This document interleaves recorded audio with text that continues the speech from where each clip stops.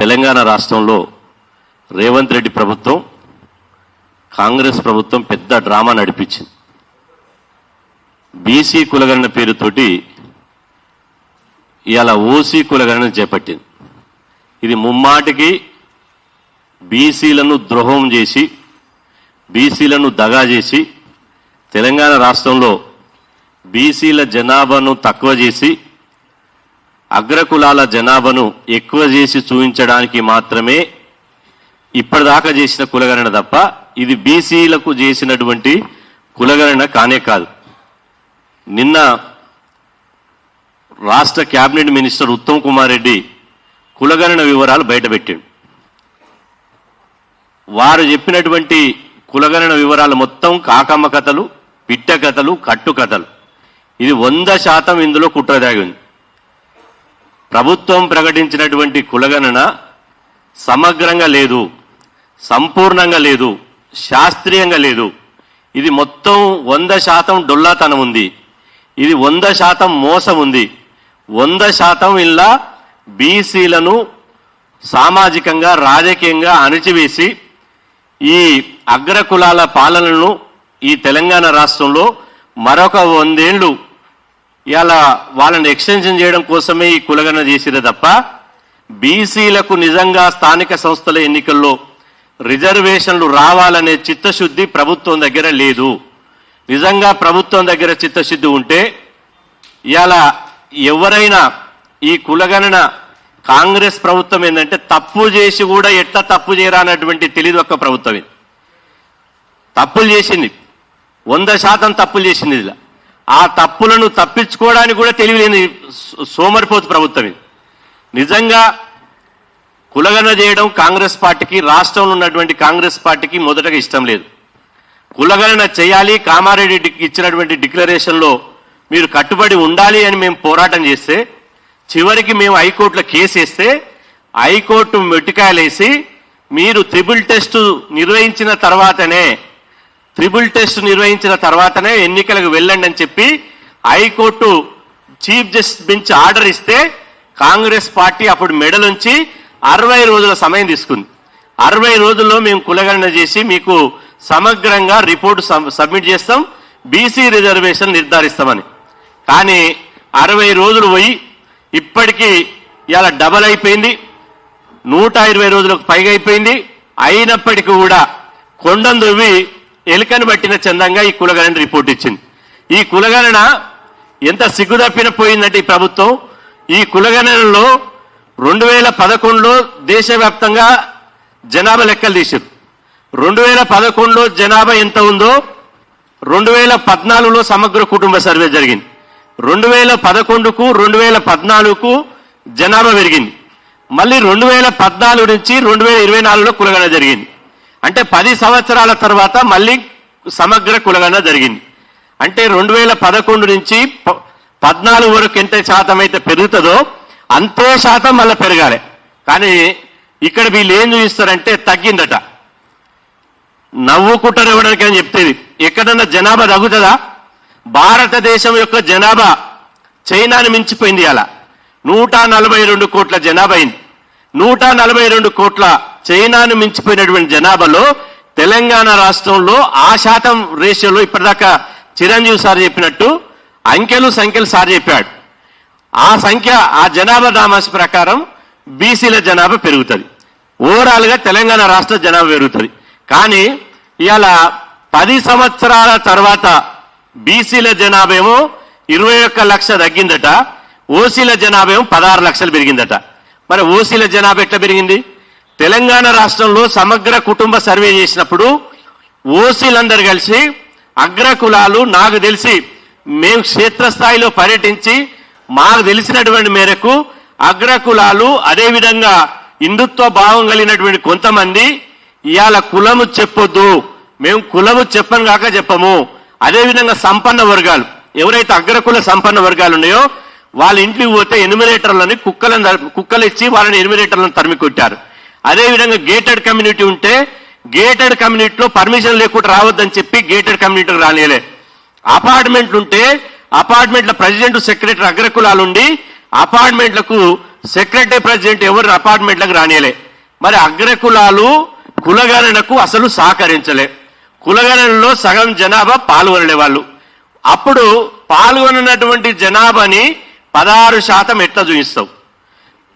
అసలు కులగణన 100% పాల్గొన్నటువంటి బీసీ జనాభాని తక్కువ చేసి ఎట్లా చూపిస్తావు?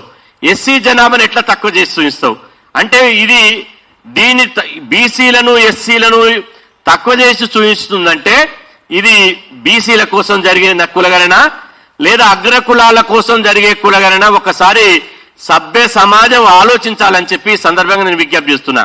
ఇవాళ ప్రతి ప్రాసెస్ లో కులగణన మొదలుపెట్టినప్పటి నుంచి జీవోల నుంచి మొదలుకుంటే బీసీ కమిషన్ నియమించినప్పుడు, డెడికేటెడ్ కమిషన్ నియమించినప్పుడు, కులగణన స్టార్ట్ చేసినప్పుడు, కులగణన గైడ్లైన్స్ ఇచ్చినప్పుడు, కులగణన ఫీల్డ్ మీద పోయినప్పుడు, ఎన్యూమరేటర్లు శిక్షణ ఇచ్చినప్పుడు, ఆ తర్వాత ఎన్యూమరేటర్లు సేకరించిన సందర్భం లోపట, ఆ తర్వాత ఎన్యూమరేటర్లు సేకరించినటువంటి ఇవాళ ప్రశ్నావళి ఉంది కదా, బీఆర్ రాష్ట్రంలో కేవలం చాలా చిన్నగా 26 ప్రశ్నలు అడిగారు బీఆర్ రాష్ట్రంలో. కానీ ఇక్కడ 76 ప్రశ్నలు అడిగారు. అంటే అక్కడనే కుట్ర చేశారు, గుర్తుపెట్టుకోండి. 76 ప్రశ్నలు అడిగి తీవ్ర గందరగోళం పెట్టి, మీకు రేషన్ కార్డు ఉందా, మీకు ఇల్లుందా, మీకు బ్యాంక్ అకౌంట్ ఉందా, మీకు పాన్ నెంబర్ ఉందా, నువ్వు ఐటీ ట్యాక్స్ కడుతున్నావా అంటే ఈ బీసీలను అంతా గందరగోళం చేసి అప్పుడే సగం కుట్ర చేశారు. బీసీలు ఎవరు కులం పేరు చెప్పొద్దు, ఇలా కులగణన పాల్గొనొద్దు అని చెప్పి అప్పుడు కుట్ర చేశారు. అప్పుడు మేము అలంపూర్ నుంచి ఆదిలాబాద్ వరకు ఒక చైతన్య యాత్ర పెట్టి ఈ కులగణనకు సంక్షేమ పథకాలకు సంబంధం లేదు, ఇది సామాజిక రిజర్వేషన్లు పెంచడం కోసమే ఈ కులగణన, కాబట్టి కులగణన 100% అందరూ పాల్గొనాలని చెప్పి మేము పిలుపునిచ్చి బీసీ సమాజాన్ని అంతా మేల్కొల్పితే కులగణనలో ఇవాళ 100% 99% బీసీ సమాజం పాల్గొన్నది. పాల్గొన్న బీసీ సమాజేమో కాకమ్మ కథలు చెప్పి తక్కువ చేశారు. పాల్గొనని అగ్రకుల సమాజాన్ని ఏమో మీ చేతుల పచ్చపెన్నుంది, మీ చేతుల పవర్ ఉంది, ముఖ్యమంత్రి రెడ్డే, హోమ్ మినిస్టర్ రెడ్డే, ఉత్తమ్ కుమార్ రెడ్డే, జానారెడ్డి రెడ్డే, మొత్తం ఈ రెడ్డి ప్రభుత్వం అంతా మీకు మీరే ఇవాళ పబ్లిక్ డొమైన్లో పెట్టకుండా, అదేవిధంగా పబ్లిక్ చేయకుండా, ప్రజల ముందు చర్చకు పెట్టకుండా, ఏ కులం ఎంత జనాభా చెప్పకుండా దొంగసాటుగా చీకటి మాటున ఇవాళ హడావిడిగా గందరగోళంగా గాయతోటి ఎందుకు మీరు ఇంత హడావిడి చేసి మంత్రివర్గ ఉపసంఘం వేసిన నేను పేపర్ చూసిన. ఉత్తమ్ కుమార్ రెడ్డి గారిని వేసిన మంత్రివర్గ ఉపసంఘం అది ఎస్సీ వర్గీకరణ కోసం వేసినటువంటి ఉపసంఘం, బీసీల కోసం వేసిన ఉపసంఘం కాదు. నేను అంటున్న బీసీల కోసం వేసే నిజంగా బీసీ గణన అయితే ఒక రెడ్డి మంత్రిని ఎట్లా కులగణనకు సబ్ కమిటీ చైర్మన్ గా పెడతారు? ఈ ప్లానింగ్ డిపార్ట్మెంట్ ద్వారా కులగణన చేశారు. ప్లానింగ్ డిపార్ట్మెంట్ ఎవరి చేతిలో ఉంది? డిప్యూటీ సీఎం బట్టి విక్రమార్క గారి చేతిలో ఉంది. మరి కులగణనకు చైర్మన్ గా ఉప ముఖ్యమంత్రి ఉండాలి. ఉత్తమ్ కుమార్ రెడ్డి ఎందుకుంటాడు? రేవంత్ రెడ్డి ఆజ్ఞ ఇస్తాడు, ఉత్తమ్ కుమార్ రెడ్డి ఇంప్లిమెంట్ చేస్తాడు. అదేవిధంగా చీకట్ల దొంగసాటుకు వచ్చి జానారెడ్డి సలహాలు చేసి ఈ కుట్రకు తెరలేపి ఇవాళ బీసీ జనాభాను తక్కువ చేసి చూపించారు. నేను ఇంతకుముందు చెప్పినట్టు 76 ప్రశ్నలు అక్కడేసి అక్కడ ఖతం చేశారు. ఆ తర్వాత కులగణన ఫారాలు వచ్చిన తర్వాత ఏం చేశారు? దాన్ని కంప్యూటరీకరణ చేయాలి. కంప్యూటరీకరణ చేసే సమయంలో కావాలని ప్రభుత్వం కలెక్టర్ల మీద ఒత్తిడి పెట్టి అది నెల రోజులు కంప్యూటరీకరణ చేసేటువంటి అవకాశం ఉన్నప్పటికీ 4 రోజులనే కంప్యూటరీకరణ చేయాలి, 3 రోజుల్లో కంప్యూటరీకరణ చేయాలని చెప్పి కలెక్టర్ల మీద కట్టిపెట్టి కలెక్టర్ల మీద ఒత్తిడి తీసుకొస్తే ఇవాళ ఒక సీజీకి ఇచ్చినా కూడా లేకపోతే ఇంకొక పెద్ద సంస్థకి ఇచ్చినా బ్రహ్మాండంగా చేసేటోళ్ళు. కానీ కలెక్టర్లు ఏం చేశారు? ఎంఆర్ఓల ఎండోల మీద ఒత్తిడి తీసుకొచ్చారు. వాళ్ళు ఏం చేశారు? స్టాఫ్ లేకపోవడంతో, తగినంత సిబ్బంది లేకపోవడంతో కాలేజీల చుట్టూ తిరిగి డిగ్రీ కాలేజీ పోరగల్లా, ఇంజనీరింగ్ కాలేజీ పోరగల్లా ఫామ్కు 25 రూపాయలు ఇస్తాం, ఈ ఫామ్ నింపండి అని చెప్తే ఆ 25 రూపాయల కోసం డిగ్రీ కాలేజీ పిల్లలు, ఇంజనీరింగ్ కాలేజీ పిల్లలు ఏం చేశారు? వాళ్ళు బీసీ అంటే ఓసీ కొట్టిరు, ఎస్సీ అంటే ఓసీ కొట్టిరు, ఎస్టీ అంటే ఓసీ కొట్టిరు, ఏది అన్న ఓసీ కొట్టేశారు. మరి ఇలా వాళ్ళు కంప్యూటర్ చేసే సమయంలోనే వాళ్ళు ఒక 10 నుంచి 20% వాళ్ళు మింగేశారు. కులగణన చేసినప్పుడు వాళ్ళు మింగేశారు. మొత్తం ఈ ప్రాసెస్ లోనే కమిషన్ నియమించిన సందర్భంలో, జీవోలు ఇచ్చిన సందర్భంలో, ప్రశ్నావళి రూపొందించిన సందర్భంలో, అదేవిధంగా ప్రశ్నావళిని ఆ ఫామ్లని నింపే కంప్యూటరీకరణ చేసే సందర్భంలో మొత్తం తప్పుల తడక చేశారు.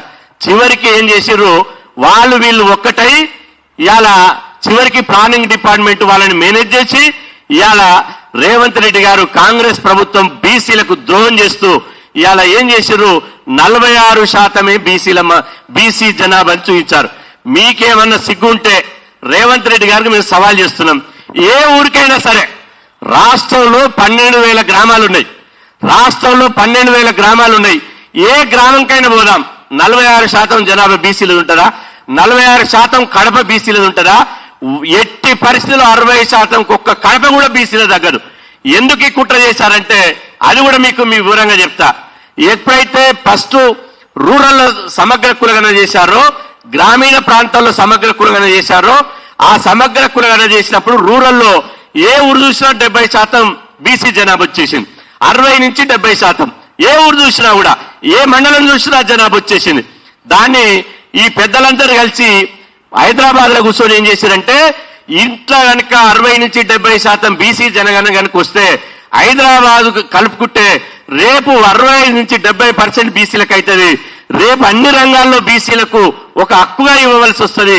రేపు బీసీలంతా రాజకీయంగా తిరుగుబాటు చేస్తారనే ఒక కుట్రతోటి, ఒక కుళ్ళుతోటి ఇవాళ మొత్తం దీన్ని మాయ చేసేసి హైదరాబాద్ లో సర్వే జరగకుండా చేసేశారు. హైదరాబాద్ లో సగం మంత్రుల సర్వే జరగలే. ప్రామినెంట్ పర్సనాలిటీల ఎవరైతే లీడర్లు ఉన్నారో, యాక్టర్లు ఉన్నారో, డాక్టర్లు ఉన్నారో, అడ్వకేట్లు ఉన్నారో, హైదరాబాద్ లో 40% కూడా సర్వే జరగలే. దానికి ఒక ఉదాహరణ చెప్తా. సర్వే పూర్తి కాకముందుకే రేవంత్ రెడ్డి గారు ఒక బహిరంగ సభలో ఏమన్నాడు, చేవెళ్ల దగ్గర ఇవాళ ఒక బహిరంగ సభలో వాళ్ళు మాట్లాడుతూ రాష్ట్రంలో 98% పైగా సర్వే పూర్తయిందన్నాడు. అయ్యా రేవంత్ రెడ్డి గారు, మరి ఇప్పుడు 96% ఎట్లన్నావు? కులగణన కంప్లీట్ కాకముందుకే 98% అన్నాడు. కులగణన కంప్లీట్ అయినాక 96% పెట్టన్నాడు. అంటే అప్పటి నుంచే కుట్రలకు మొదలు పెట్టారు, అప్పటి నుంచే దీనికి పునాదులు వేశారు. కాబట్టి ఇది 100% ఇది ఈ కులగణనను బీసీ సమాజం అంతా సమర్థించడం లేదు, మేము ఒప్పుకోవడం లేదు. ఇది పూర్తిగా ఇది డొల్లతనముల్లో ఉంది, ఇది అశాస్త్రీయమైనటువంటి కులగణన. ఇవాళ నేను అంటున్న బీసీ మంత్రులు ఏం చేస్తున్నారు? ఇంత అన్యాయం జరుగుతుంటే ఇవాళ Uttam Kumar Reddy sub committee chairman ఉంటాడు. నేను అంటున్న కులగణన ప్లానింగ్ డిపార్ట్మెంట్ బట్టి గారు డిప్యూటీ సీఎం గారి చేతులు ఉంటుంది. బట్టి గారని ఒక ఎస్సీ బిడ్డ ఉండాలి, లేదా ఒక బీసీ బిడ్డ పొన్నం ప్రభాకర్ గారు అని ఉండాలి. వీళ్ళిద్దరిని ఉండకుండా ఇవాళ ఉత్తమ్ కుమార్ రెడ్డి గారు చైర్మన్ ఉంటారు. ఏ అధికారం లేకపోయినా కూడా రివ్యూ మీటింగ్లలో జనారెడ్డిని పక్కన కూర్చోబెట్టుకుంటారు. మీరు దేశంలోనే మొన్న రాహుల్ గాంధీ గారు బీహార్ లో పర్యటించి బీహార్ లో చేసినటువంటి సర్వే ఇది బక్వాసు, ఇది పకడ్బందీగా చేయలేదు, మేము ఒప్పుకోవడం లేదు అని ఆయన అన్నాడు. అయ్యా రాహుల్ గాంధీ గారు, నీకు కళ్ళుంటే, నీకు చెవులుంటే ఒక్కసారి తెలంగాణకు వచ్చి చూడు. తెలంగాణ సమాజంలో ఎట్లా కులగణన డొల్లతనం ఉందో ఒక్కసారి ఇక్కడికి వచ్చి చూస్తే మీకు అర్థమవుతుంది. బీహార్ లో కరెక్ట్ 100% కరెక్ట్ గా జరిగింది. ఒక దానికి సంబంధించినటువంటి ప్రస్తావనలు కానీ, చట్టబద్ధంగా కానీ, జీవోలు కానీ, డెడికేషన్ కమిషన్ కానీ, ముఖ్యమంత్రి రివ్యూలు కానీ పకడ్బందీగా ఇవాళ బీహార్ లో చేశారు. తెలంగాణలో తూతూ మంత్రంగా చేశారు. ఒక్క మాటలో చెప్పాలంటే అల్లికి అల్లి సున్నకు సున్నా, ఇది ఓన్లీ తూతూ మంత్రంగా చేసి చేతులు దులుపుకొని మేము కులగణన చేసినామంటారు.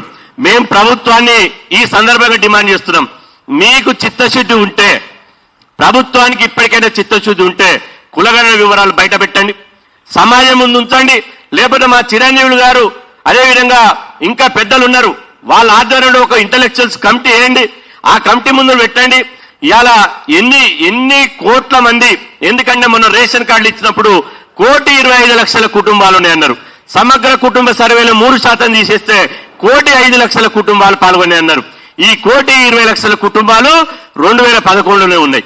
ఇప్పుడు 1,25,00,000 ఎట్టుంటాయి అంటే కుటుంబాలు లెక్కించకాడ మోసం చేశారు. కాబట్టి అసలు ఎన్ని కుటుంబాలకు సర్వే చేశారు, మీరు ఎన్ని ఫారాలు నింపారు, ఆ ఫారాలు కంప్యూటర్ కింద ఎట్లా చేశారు, దీని మీద శాస్త్రీయంగా చేశారా లేదా? మీకు చిత్తశుద్ధి ఉంటే ఎమ్మటే బీసీ విద్యావంతులతోటి, లీగల్ నిష్ణాతులతోటి, సామాజిక ఉద్యమకారులతోటి కమిటీ వేయండి. హడావిడిగా రేపు అసెంబ్లీ సమావేశం ఎందుకు పెట్టారు? నేను అంటున్న ఇంత పెద్ద సమస్య, ఒక బీసీల తలరాతను మార్చేటువంటి ఇంత పెద్ద హిస్టారికల్ ఒక చర్చను, ఒక డిసిషన్ 3 రోజుల్లో ముగిస్తారా? నిన్న ఉత్తమ్ కుమార్ రెడ్డికి ప్లానింగ్ డిపార్ట్మెంట్ వాళ్ళు రిపోర్ట్ ఇస్తారు. అదేవిధంగా ఇవాళ నిన్న బయట పెడతారు. ఇవాళ చర్చ కూడా అవకాశం ఇయ్యరు, కనీసం ఎవరిని సంప్రదించరు. రేపు అసెంబ్లీ సమావేశాలు, అసెంబ్లీలో తీర్మానం చేస్తే మిమ్మల్ని ఎవడుగా అంటాడు? ఇక్కడ కులాల లెక్కలు సైంటిఫిక్ గా లేనప్పుడు, చట్టబద్ధంగా లేనప్పుడు ఇవాళ సెంట్రల్ గవర్నమెంట్ పంపిస్తే సెంట్రల్ గవర్నమెంట్ చీది చెత్తబుట్టలేస్తుంది. అంటే బీసీలకు నువ్వు కిందంగా ఇచ్చినట్టు చేయి, నేను మీనంగా ఏడ్చినట్టు చేస్తా. నేను కులగణన చేసినట్టే ఉంటా, కానీ బీసీ జనాభాను తగ్గిస్తా, బీసీలను మోసం చేస్తానే ప్రయత్నం తప్ప ఇలా ఏమీ లేదు. పొన్నం ప్రభాకర్ గారు ఇంతకుముందు గాంధీ భవన్ లో మాట్లాడుతూ ఆయన ఏమంటాడంటే రాష్ట్ర వ్యాప్తంగా రేపు రాష్ట్ర వ్యాప్తంగా బ్రహ్మాండంగా బీసీలు సువర్ణాక్షరాలతో ఇది లిఖించబడినటువంటి రోజు. బీసీల ఉద్యమం ఫలించింది. ఈ బీసీల ఉద్యమం ఫలించిన రోజు కాబట్టి రేపు అసెంబ్లీలో తీర్మానం చేస్తున్నాం కాబట్టి రాష్ట్ర వ్యాప్తంగా ఉత్సవాలు చేయమంటుండు. దేనికి ఉత్సవాలు నాయన? ఉత్సవాలు కాదు, మిమ్మల్ని శవయాత్రలు చేయాలి, ఊరూరుకు శవయాత్రలు చేయాలి, ఊరూరుకు మీ దిష్టి బొమ్మలు కాలబెట్టాలి, ఊరూరుకు మిమ్మల్ని తిరగబడి తరిమి కొట్టాలి. కాంగ్రెస్ 100% ఇది బీసీ వ్యతిరేక ప్రభుత్వం, ఇది బీసీ ద్రోహుల ప్రభుత్వం. ఇక్కడ ఉన్నది 100% ముమ్మాటికి ఇది రెడ్డి పాలన. ఇది పిడికెడు శాతం లేనటువంటి ఈ రెడ్డి ఆధిపత్య పటేళ్ల పాలన తప్ప ఇది బహుజనుల సబ్బండ వర్గాల కులాల పాలన కాదు. కాంగ్రెస్ చెప్పేది ఒకటి, చేసేది ఒకటి, ఆచరణలో ఎక్కడ పొందడం లేదు. అదేవిధంగా నేను చివరిగా చెప్పేది ఏంటంటే కాంగ్రెస్ పార్టీ ఒక కళ్ళబొల్లి మాటలు చెప్తుంది. ఏంటి? రేపు అసెంబ్లీలో తీర్మానం చేస్తామని. అసెంబ్లీలో తీర్మానం చేస్తే రేపు చెప్తున్నాం, రాష్ట్రంలో ఉన్నటువంటి ప్రతి మండల కేంద్రం, నియోజకవర్గ కేంద్రం, జిల్లా కేంద్రంలో ఏదైతే ఈ ప్లానింగ్ డిపార్ట్మెంట్ తీసినటువంటి కాంగ్రెస్ ప్రభుత్వం తీసినటువంటి బీసీ కులాల లెక్కలు శుద్ధ తప్పు. దీన్ని బీసీలకు ఉపయోగపడాయి కాబట్టి బీసీ ప్రజలకు సమస్త బీసీ సమాజంగా నేను విజ్ఞప్తి చేసేది ఏంటంటే రేపు మొత్తం ఎక్కడికక్కడ పూలే అంబేద్కర్ విగ్రహాల ముందు నిరసన వ్యక్తం చేసి ఈ కమిషన్ రిపోర్టును ఈ బీసీ కులగణన లెక్కల కాపీలను ఇవాళ చెత్తబుట్టలేసేసేది. ఇది బీసీలకు పనికిరాదు. రేపు రాష్ట్ర వ్యాప్తంగా చెత్తబుట్టలేసేసేది. రేపు అసెంబ్లీలో ఏం చేస్తారో చూస్తాం. ఆ తర్వాత ఎల్లిండే 5వ తారీఖు నాడే మా మేధావులతోటి, బీసీ సంఘాలతోటి, ఉద్యోగ సంఘాలతోటి హైదరాబాద్ లో ఒక ఉన్నత స్థాయి సమావేశం పెడతాం. ఆ రోజు భవిష్యత్ కార్యాచరణ ప్రకటిస్తాం. అవసరమైతే రాష్ట్రమంతా ఒక రథయాత్ర పెడతాం. అన్ని రాజకీయ పార్టీల మద్దతు తీసుకుంటాం. మా ఎస్సీ ఎస్టీ మైనార్టీ సమాజం మద్దతు తీసుకుంటాం. ఎక్కడికైనా రాష్ట్రంలో నువ్వు గనుక ఈ సార్ చెప్పినట్టు ఇప్పటికైనా దీన్ని పునఃసమీక్షించు, ఇప్పటికైనా దాన్ని బయట పెట్టు, వాళ్ళ అభిప్రాయాలు బీసీ సమాజం యొక్క అభిప్రాయాలు కోరు, కులాల వారిగా లెక్కలు ఇవన్నీ చేసి కరెక్ట్ గా ప్రాసెస్ చేసి 42% రిజర్వేషన్లు పెంచినాకనే స్థానిక సంస్థల ఎన్నికలు నిర్వహించాలి. నిన్న ఇక్కడ కులగణన లెక్కలు జరుగుతున్నాయి. నిన్న ఖమ్మంలో పొంగులేటి శ్రీనివాసరెడ్డి గారు 15వ తారీఖు ఫిబ్రవరి 15 నుంచి స్థానిక సంస్థల ఎన్నికలు పెడుతున్నామంటాడు. ఎట్లంటాడు? ఒక కేబినెట్ మంత్రి అంటే బీసీల పట్ల వీళ్ళకి ఎంత చిత్తశుద్ధి ఉండడానికి ఒక కారణం, ఒక ఉదాహరణ ఏంటంటే ఇక్కడ రేవంత్ రెడ్డి గారి ప్రభుత్వమేమో అడావిడిగా అసెంబ్లీ సమావేశం పెడితే ఆయన పొంగులేటి శ్రీనివాసరెడ్డి గారేమో 15వ తారీఖు. పొంగులేటి శ్రీనివాసరెడ్డి ఏమన్నా ఎలక్షన్ కమిషన్ ఆఫీసరా? పొంగులేటి శ్రీనివాసరెడ్డి చీఫ్ ఎలక్షన్ కమిషనరా? పొంగులేటి శ్రీనివాసరెడ్డి ఇంట్లో ఉందా? ఆయన జేబు సంస్థనా? అంటే పొంగులేటి శ్రీనివాసరెడ్డి, రేవంత్ రెడ్డి, జానారెడ్డి, ఉత్తమ్ రెడ్డి, శ్రీధర్ బాబు వీళ్ళందరూ బీసీలకు ద్రోహం చేస్తున్నారు. బీసీలను అడుగడుగున అన్యాయం చేసి దగా చేసి అంచివేయాలని చూస్తున్నారు. బీసీ సమాజం అంతా చెప్తున్నా, ఎక్కడికక్కడ రేపటి నుంచి రోడ్ల మీదకి రండి, చెత్తబుట్టలేసేసేది. ఏమి దోస్తాన్ని ప్రజాస్వామ్యయుతంగా, శాంతియుతంగా, డెమోక్రసీగా నిరసన వ్యక్తం చేయండి. మేము 5వ తారీఖు నాడు, 4వ తారీఖు నాడు అసెంబ్లీ సమావేశం అయిపోతే 5వ తారీఖు నాడు హైదరాబాద్ లో కూర్చుంటాం. మా భవిష్యత్ కార్యాచరణ కాంగ్రెస్ ప్రభుత్వానికి గతంలో రాష్ట్ర బంద్ పెట్టి రుచి చూపించాం, ఇప్పుడు కూడా రుచి చూపిస్తామని చెప్పి సందర్భంగా హెచ్చరిస్తున్నా. ఇవాళ ఒక వార్త ఏంటంటే బీసీలకు పార్టీ పరంగా 42% టికెట్లు ఇస్తాము అని. ఎన్ని రోజులు చెప్తారు ఆయన మీరు కళ్ళబొల్లి మాటలు? కాంగ్రెస్ పార్టీని బీసీలు ఈ రాష్ట్రంలో ఎవడన్నా నమ్ముతాడా? నమ్మేవాడు ఇంకా ఇంత మోసం చేసినాక ఇంకా నమ్మేవాడు ఎవడన్నా ఉన్నాడా? ఇవాళ 21 లక్షల మంది బీసీలను బొందబెట్టారు. 21 లక్షల మంది ఒక సుసాయిగా చేసిన లెక్కలే 21 లక్షల మందిని పొందబెట్టారు. ఎస్సీలను పొందబెట్టారు. మామూలని ఓసీలు లేకున్నా ఓసీల జనాభాను పెంచారు. నేను అంటున్నా 42% టిక్కెట్లు ఇవ్వాలని మీరు అంటున్నారు కదా. 42% మొన్న జరిగిన అసెంబ్లీ ఎన్నికల్లో గాంధీ భవన్లో రేవంత్ రెడ్డి పిసిసి అధ్యక్షుడు ఉన్నప్పుడు గాంధీ భవన్లో రాజకీయ పొలిటికల్ జేఏసీ ఒక మీటింగ్ పెట్టారు. పెట్టి ఏమన్నారు, మేము ప్రతి పార్లమెంటు నియోజకవర్గానికి 2 అసెంబ్లీ టికెట్లు ఇస్తాం, తెలంగాణ రాష్ట్రంలో బీసీలకు 34 టికెట్లు ఇస్తామన్నారు. 34 టికెట్లు ఇచ్చారా? ఎవరు ఇలా కాంగ్రెస్ పార్టీ 18 టికెట్లు మాత్రమే ఇచ్చింది. ఈ 18లో 6 టికెట్లు ఓల్డ్ సిటీలో ఓడిపోయే స్థానాలను ఇచ్చింది.